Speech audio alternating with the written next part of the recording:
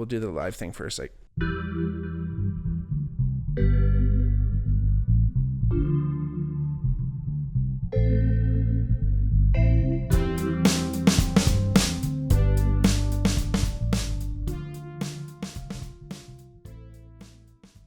hey everybody, welcome back to the Bigmark podcast. It's me, your host, Bigmark. If it's your first time, welcome to the podcast. If not, welcome back. Like we say to all of our listeners, please check us out on Twitter and Instagram. You can reach us out there, DM us at the Bigmark Pod, at the Bigmark Podcast. You can also support the podcast. Check out our Patreon, patreon.com/the Bigmark Podcast. There's different ways to donate and help support us and help us keep getting better gear and better stuff to help support these episodes that we love to make for you guys. And, you know, like I always say, if you tell one friend, we'll double the podcast overnight. So spread the word, tell all your friends to come and check it out. You know, we'd like to obviously cover a wide range of topics and talk to a wide range of guests. So if you want to come on the podcast too, feel free to reach out. I'd love to talk to you now that things are starting to kind of open up a little bit more, which is super cool. And speaking of, you know, getting back to kind of normalcy, I guess, the Winter Olympics are coming up. Obviously, we just had our Summer Olympics last year, which is kind of weird to have the Olympics just back to back. But in fact, actually, we'll go over it later in the podcast. It hasn't always been that way. In fact, they used to do the Winter and Summer Olympics in the same year, which is freaking wild. But anyway, with Beijing coming up in February, this is being recorded, what is it, the 25th of January, 2022. So in a few days, really, probably by the time you're watching this podcast, we'll be fresh into the 2022 Winter Games, which is super interesting.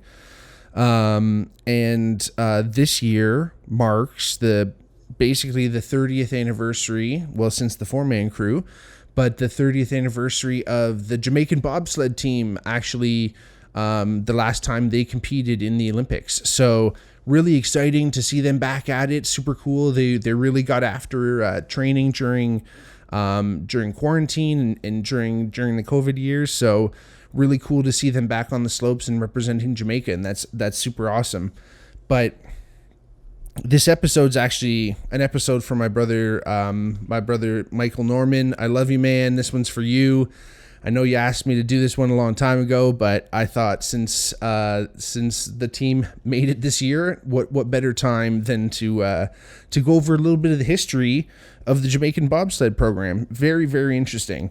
So to kind of go over a little bit of the history of Jamaican sports in general, and kind of the story of how Jamaica got their first bobsled team, because obviously, you know, there's a lot of kind of more tropical countries that do compete in the Olympics, the Winter Olympics, but you know, obviously they're probably going to have to go elsewhere to train.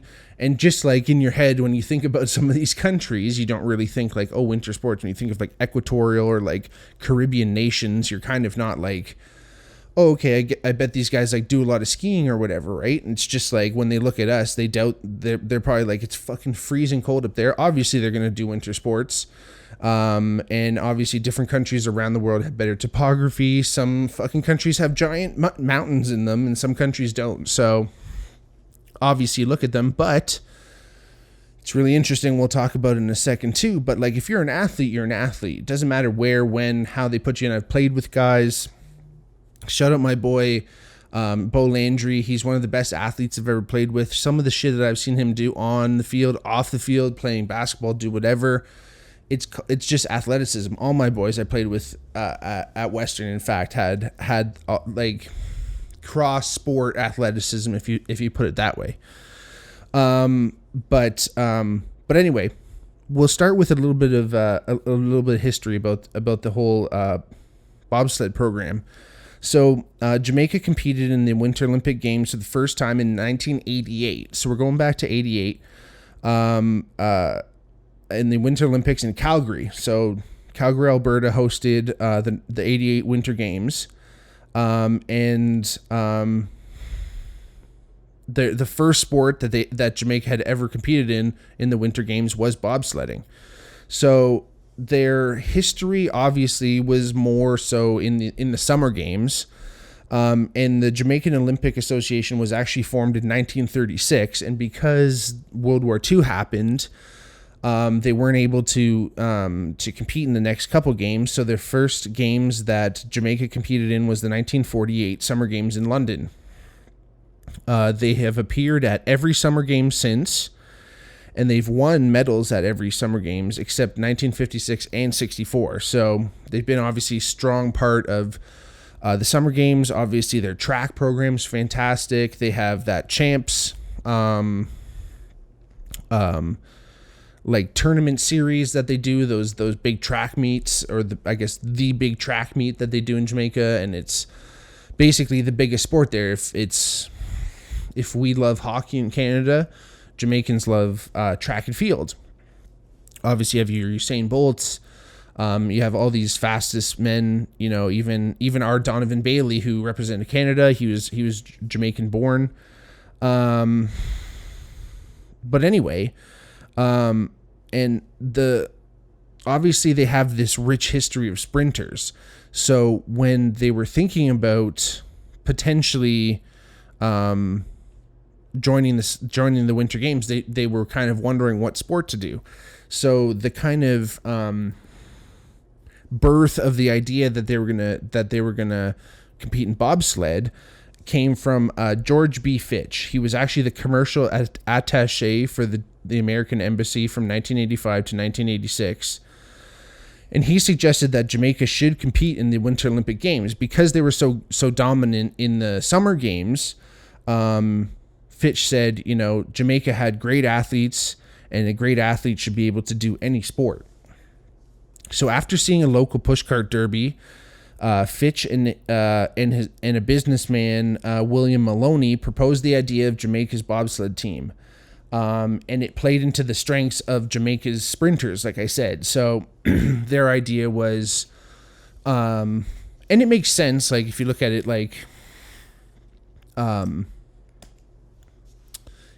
it obviously physiologically, these sprinters have these fast twitch muscles. They can get after it. They have that explosive power. They know how to react to, like kind of a gun going off, because if you don't know anything about bobsledding, you're essentially in this giant toboggan sled kind of thing, with 2 or 4 people in it.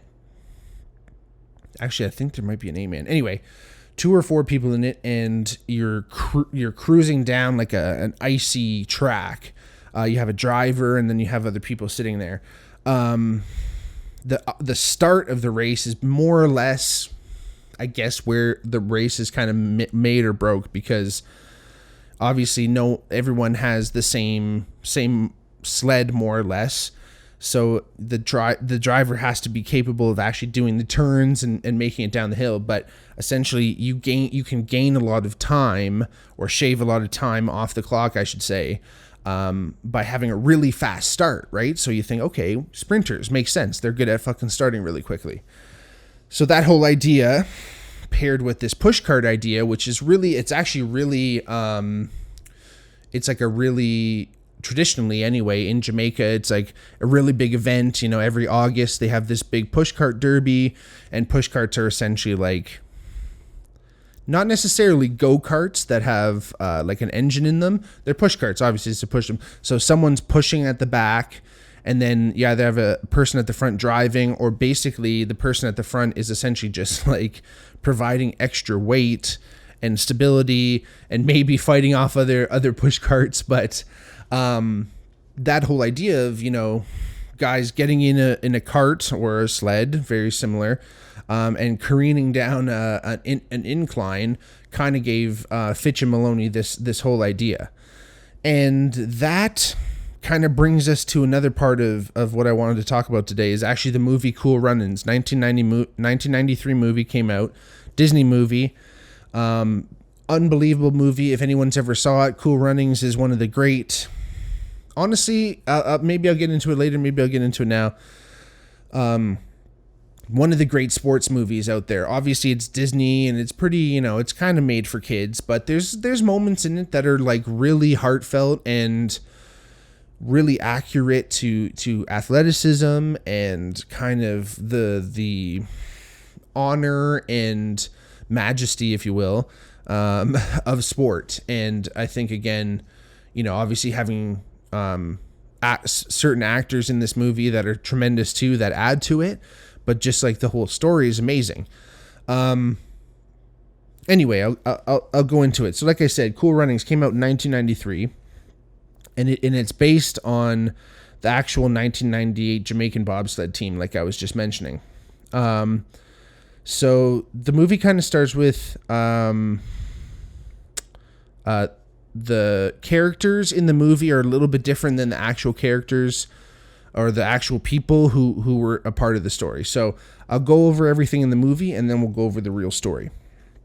So the movie starts with Derice Bannock losing a 100-meter qualifying sprint event. So he was a runner. He was a sprinter. Derice was trying to follow actually in his father's footsteps and represent Jamaica in the 100-meter dash. So Derice ends up recruiting his friend Sanka Coffee, who's played by Dougie Doug, and Derice is actually played by Leon Robinson, great actors. And Derice finds his friend, and Sanka is actually a pushcart driver. So one of the opening scenes of the movie is the pushcart race. And again, it's just kind of planting that seed, understanding that it's a big part of the culture already. So when you kind of think, what the fuck, why did they choose bobsled of all the events to compete in? This is kind of why. So Derice and Sanka actually find a local American who used to be on the US bobsled team. But he's kind of washed up now. He's not really, he's kind of like a gambling guy, lives in Jamaica, just kind of does his thing. So his name's Irvin Blitzer, and he's played by John Candy, amazing actor. I don't want to go too far into it. I could probably do a podcast specifically on John Candy. But in the movie, it was Irv Blitzer's idea to use track stars to push the bobsled. Obviously, that quick start kind of idea. In the movie, because they have a difficult time, but they do end up putting a team together. The start time that they're going for, that they want to beat, is 5.7 seconds. I really wonder now, I couldn't find any average start times for today, but this is 1993, so I wonder 5.7 seconds, if that still holds up today, if that's like super slow. I don't know if there's any bobsledders out there listening, hit me up. I know you're out there. Obviously, like I mentioned, it was difficult for them to put together a team. Guys don't even necessarily, whether they don't know about the sport or whether they're, it's scared of the cold. Again, I could not imagine coming from a really hot climate that you're used to and coming to the cold, because I couldn't really imagine coming from really cold and going super hot. Like I would be melting like a fucking ice, like an icicle. So, again, I feel for anyone who's ever emigrated to Canada and had to deal with this fucking cold, because it's brutal. But anyway, so they end up putting together a team. Of course, they find four guys to make a team. Derice, Sanka, their buddy Junior, and then Yul Brenner, which is an amazing character name. So they start training, and they're basically using a homemade sled. It's just like, obviously ragtag. So they obviously need funding. They actually need $20K. So Irv Blitzer, the coach, goes to the Jamaican Olympic official at the time and asks for the money. And they push back really hard. Essentially, in the movie, they're coming coming from a place where Jamaica has this strong history of sport, and they don't necessarily want to tarnish that with with embarrassing themselves going and doing this sport that they have no business competing in their minds, and losing horribly, right? So anyway, it's rough, and it's a cool scene. John Candy's such an amazing actor. He adds depth to all these scenes. It's very, very cool. The whole movie's filled with actually really good acting. So the team actually goes and starts to fundraise for the money, going around kissing booths, just like all kinds of joke stuff, just a nice little classic montage scenario. And like I mentioned, their teammate Junior actually ends up selling his car and donates the money to the team. So that's awesome. And he's kind of like, he's the guy actually who trips Derice in the beginning and doesn't allow him to go to the Olympics. So it's a little bit of redemption. They get to Canada to continue the training and get ready for qualifying. And obviously everyone's freezing cold. It's hilarious in the movie. I guess, like, fucking spoilers. The movie's been out since 93. Go watch the movie if you haven't. I'm just going through some of the highlights here. They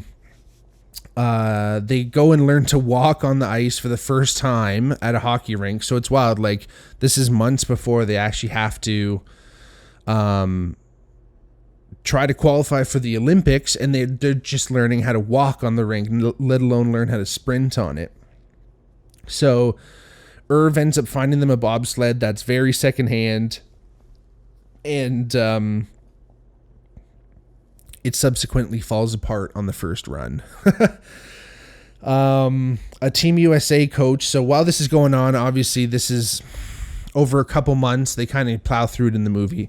But as they're kind of getting to the qualifying rounds, a USA coach actually reveals to Derice that Irv was DQ'd from the US team. So that's why he was no longer involved with US bobsledding, is because he was disqualified for putting weights in the sled to make it go faster. So he was cheating. So when Irv was on the US bobsled team in 72, they lost their gold medal because it was found that Irv was cheating. So that's kind of, throughout the movie, there's all this pushback from other coaches and other bobsledders, and it's not really known, but this is kind of when we find out it's all because Irv was a cheater. So the team continues to train before the qualifiers, and their big thing is they emulate the Swiss team, which is a really interesting, right? I guess it's an interesting idea from the writers of the movie, because when you're a new athlete, whether you're an individual athlete or a team, and you're trying to figure out your sport, you figure out what you're doing, it does really help trying to emulate somebody and trying to pick out whether it be a professional, a famous professional, or whatever sport you're in. Just find another team and try and emulate. And in this case, they emulate the Swiss team, who are the best team at these Olympics in the movie anyway.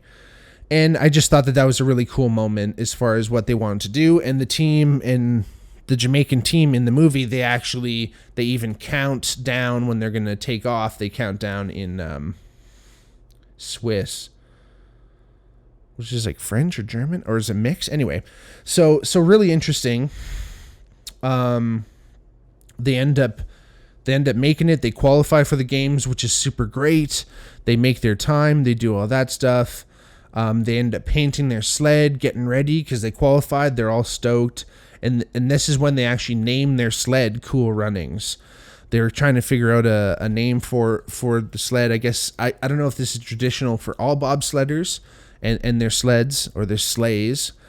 Anyway, they named it Cool Runnings. So that's where the name of the movie comes from. And it actually means peace be the journey. So Cool Runnings, your runnings are cool, but peace on your journey, bon voyage, all that good shit. So that's what they named their sled, which is super cool. It ends up moments after they're celebrating and naming the sled, they get a letter saying that they've been disqualified, because one of Irvin's ex-coaches, who was actually his coach on the team that got disqualified and stripped of their gold medal, was on the bobsled committee for the Olympics, and he came up with some BS rule. And anyway, John Candy ends up going, Irvin goes up and he confronts his coach, and he says, listen, this isn't about the team, this is about you and me, and if you want to take it out on anybody, take it out on him, not on the rest of the team. And it's always, it's really interesting about that whole thing where I've played for coaches that have been vilified and been really tough guys and have been kind of viewed as heavy-handed, let's just put it that way.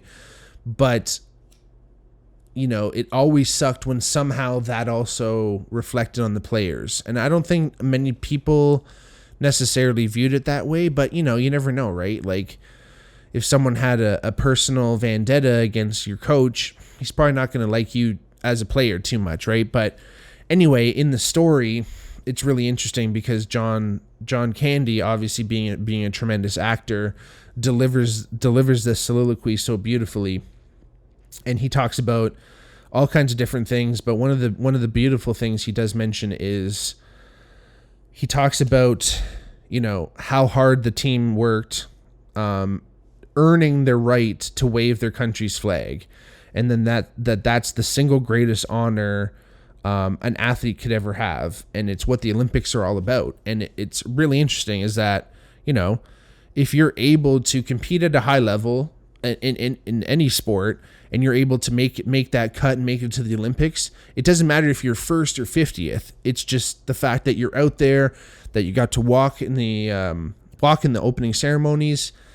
And you can go back and listen to my International Children's Games podcast. I got a taste of it, a very little cursory taste, but a taste nonetheless. And it was amazing walking into a stadium and knowing that the flag you're holding and the people that you're walking with and the uniforms you're wearing are representing your own country. And you look around and you see all these other countries and all these other athletes from those countries, and it's such a beautiful experience. And obviously John Candy, or Irv's character, is trying to get these guys, give them the opportunity to do that, because they lost their chance trying to become sprinters, and they busted their ass to become bobsledders, and they tried for this opportunity. So really, really, really cool moment, and does touch on some real aspects of what the Olympics are truly all about. So the committee overturns their decision, obviously, and the Jamaican team gets to go in and compete. Awesome. But before their first Olympic race, Irv actually says this prayer. It's a really funny prayer. Our Father, who art in Calvary. Sorry, let me start that again. Our Father, who art in Calgary, bobsled be thy name. Thy kingdom come, gold medals won, on earth as it is in turn 7. With liberty and justice for all, and Haile Selassie, amen. So really amazing, so cool. I think just funny, and again, John Candy's delivery is just amazing. This movie came out in 93, and I think John passed away in 94. So this was one of John's last movies, and he does a really great job in it, and you can tell he's kind of getting a little bit older. And I mean, the character's supposed to be a little bit of a rough and tumble guy, but it's sad. I mean, it's not like I don't want to say his star shone for a short while, because he was around for a little bit, but it's a shame. He died very young, and you always wish and you always hope to see your favorite actors and celebrities kind of live as long as you'd like them to, but they can't live forever. So sad to see, but he left this beautiful legacy, and this movie is definitely a part of that. In the movie, the Jamaican team blows their first race.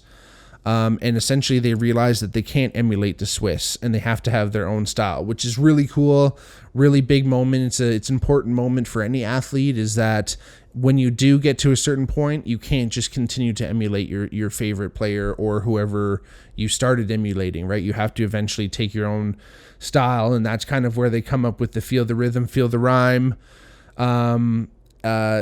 chant, and get that going. And just, again, style and flair in sports is a real thing. It's important.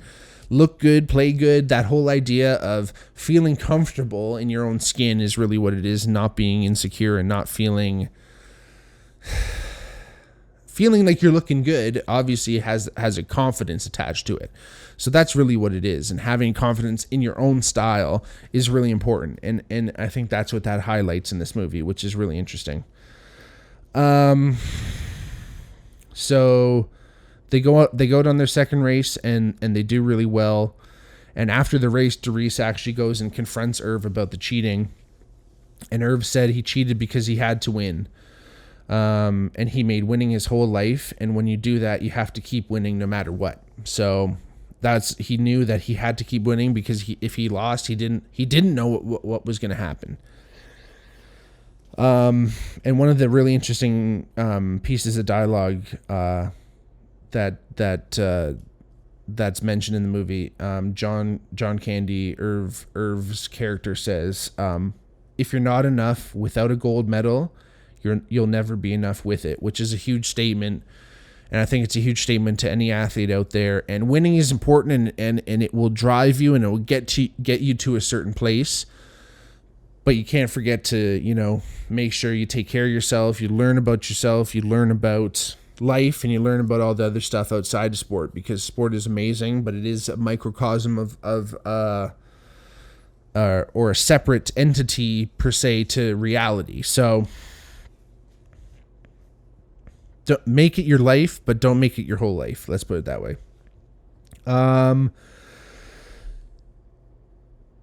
So in the movie, they start out great on their last run, but spoiler alert, sadly, they crash.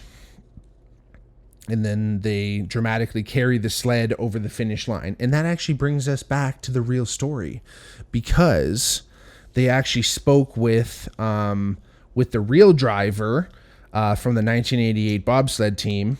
And he said, apart from that crash, the rest of the movie is basically Hollywood magic. So as much as that story is amazing that I just told, it is very embellished compared to the real story. And in fact, the real story is probably just as compelling or movie or worthy of being made into a movie as what actually ended up hitting the screen.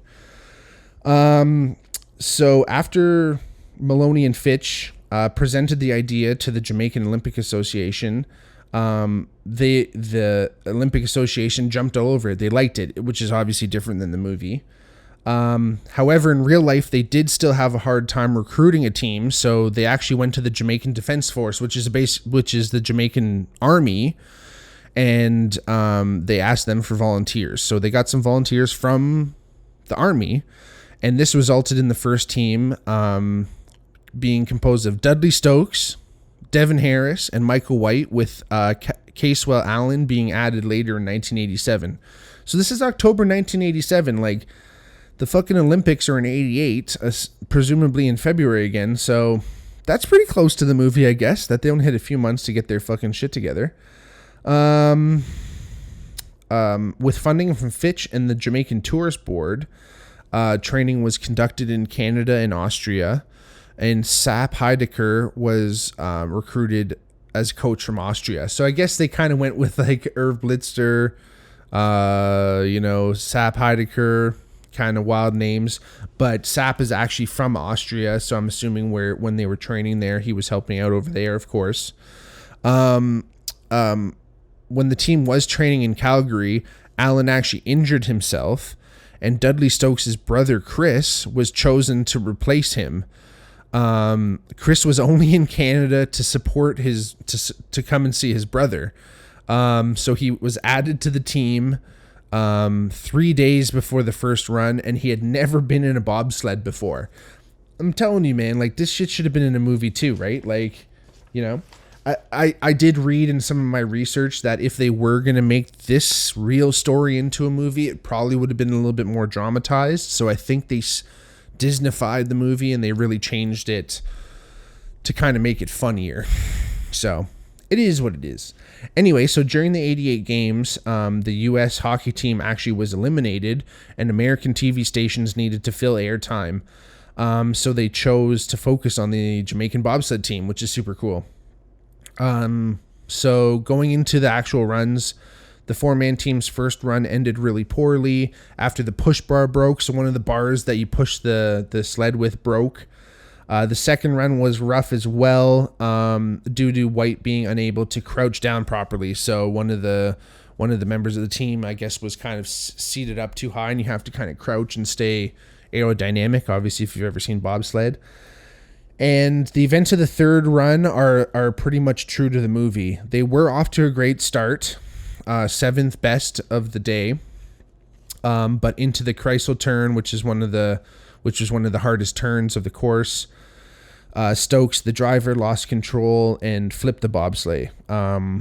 All the team members got out and pushed the bobsleigh to the end of the track and carried it off. So again, kind of just like the movie. Obviously, the movie dramatized it a little bit more.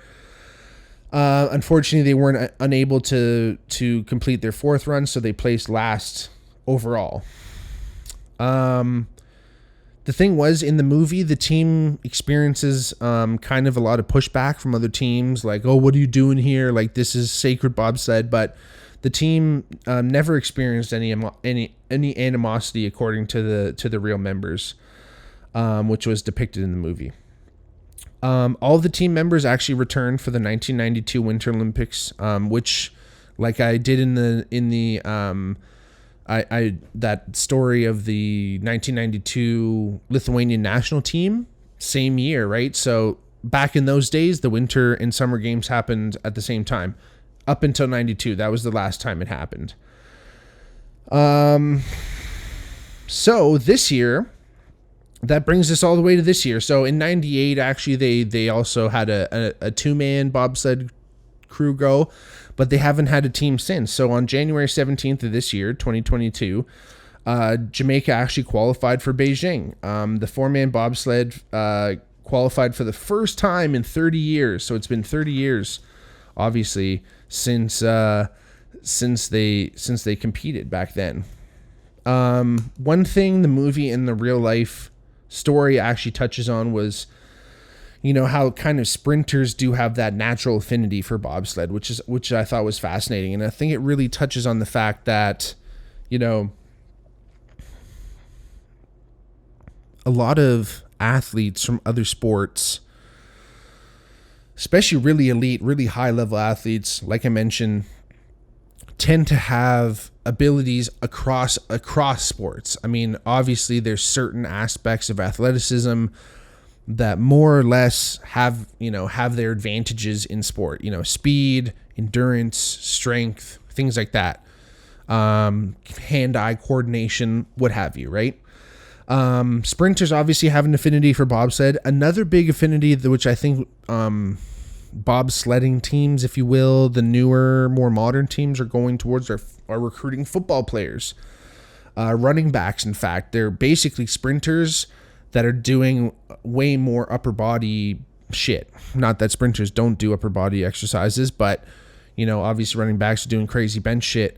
So they're a really good fit for bobsledders. And in fact, Jesse Lumsden, who has been he's probably one of many, but Jesse Lumsden was a running back, of course, in the CFL, and he played for McMaster.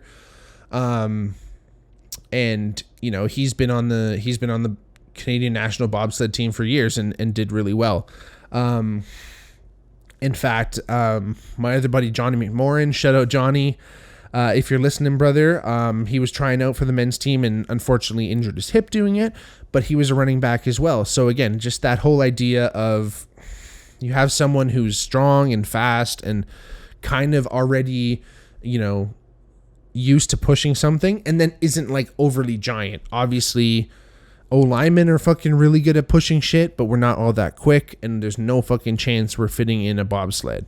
So even D-linemen, I'm sure, would have a tough time, right? So that's why, that's why you kind of look towards running backs, which is an interesting thing with football, where if you look at a whole football team, especially a modern football team, there's kind of a varying mixture of athletes, varying mixture of body types, body sizes, as opposed to other sports where usually the whole team is relatively built the same, like soccer, for instance.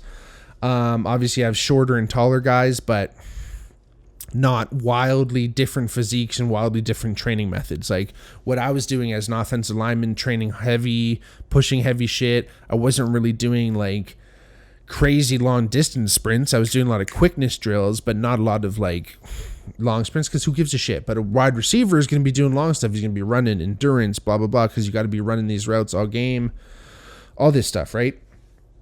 And that brings me to my point of athletes from different sports do tend to have transferable skills across other sports.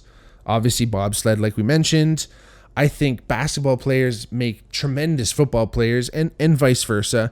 But, I think the footwork that you can learn in basketball and the understanding of court sense and, even like catching ability and throwing ability, if you're going to be a quarterback, that's obviously a little bit less, but catching ability, coming and understanding angles like that, very interesting in basketball. And I know myself personally, I would have never had the footwork I ever did in football if it wasn't for what I learned in basketball. Obviously, football players are strong and big, so they'll probably, some of them will, O-lineman types. One of the O-linemen I actually played with, shout out Seb, he was a hammer tosser or through hammer throw or whatever the fuck as well in track. So, I threw shot put in high school, so obviously that lends itself from sport to sport. And I feel, obviously I don't have any kids of my own, but I feel less and less people and kids and people in general are taking part in multiple sports. Even as you get older, myself included, you kind of pick one sport and stick with it, which is totally fine. But as you're a kid, there's no real reason, but I think more and more kids are being specialized, and you have to be specialized so young to ever even think about competing at the high school level or even in the university level, right? So I kind of understand it, but I think it's still counterintuitive at the end of the day. As much as we want to say, well, if I have my kid playing hockey all year round, then he's obviously going to get better. But camps and rep leagues and house leagues and all that shit, the kid's going to burn out. There's a high chance that by the time that kid's 18 and he's played potentially 15 years straight of hockey or basketball or soccer, whatever it is, the potential of burnout is very high. Let's just put it that way. But, if it was, they have their winter sport and then they have a spring sport and a summer sport and they're constantly kind of rotating through those, you're going to keep the kid fresh. And then you're also going to keep the kid interested and able to take those skills that they're learning, especially as a young child, learning from each sport, and transfer them to other sports and learn and get better and take those different lessons that you get, and they all kind of add to your athletic prowess, so to speak. So that's my 2 bits anyway. I think myself, I grew up playing soccer. I grew up swimming a little bit, obviously played basketball, football through shot put, played soccer again in high school, and, getting into golf now. So, play your sports, go out there, play a bunch of shit, have fun, learn from it, transfer your skills, do your things, and apply that to life, right? And when you know the way specifically one way, you know the way broadly, and you see it in all things. So good luck to the Jamaican Bobsled Team out there. February 4th, 2022 opening ceremonies, everybody. So if you're wondering, the Olympics are coming up soon, so go check them out. Thanks again for listening. We love you all. If you ever want to hit us up, check us out on Twitter, check us out on Instagram at the Bigmark Pod, at the Bigmark Podcast. You can donate to the podcast. Check us out on our Patreon, patreon.com/thebigmarkpod. Like I said, go tell your friends, spread the word, get out there, feel the rhythm and feel the rhyme. We love you. Peace. Talk to you soon. See ya.